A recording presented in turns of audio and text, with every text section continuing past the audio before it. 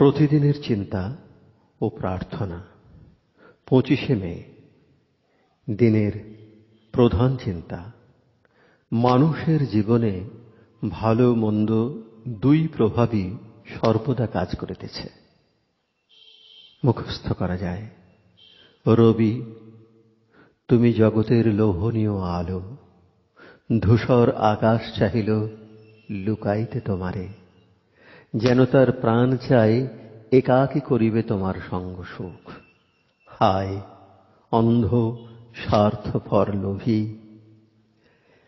তুমি কিন্তু বিশ্বের প্রেমিক, জ্যোতিদাতা, অনন্ত অপার, ছিন্ন করি কুয়াশার গুণ্ঠন আঁধার, আসিলে বাহিরে আবার, ভরিলে আনন্দে মোদের হৃদয়।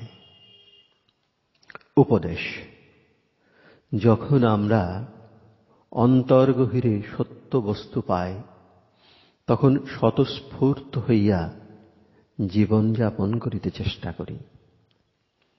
আমাদের জীবন যখন সত্যনিষ্ঠ হয়, তখন অপরের জীবনেও এই জীবনের প্রভাব বিস্তারিত হয়। তখন যে কেহ আমাদের সংস্পর্শে আসে বা যে জীবন আমরা স্পর্শ করি, সকলকেই তখন পরমার্থিক কিছু দেই। দৈনন্দিন চিন্তা ও মনোভাবের সূত্রে আমরা যে পরিবেশ সৃষ্টি করি, তাহা আবার অপরকেও স্পর্শ দান করে। আমরা যাহা পাইয়াছি, তাহাই আমরা সর্বদা অন্যজনকে দিতেছি।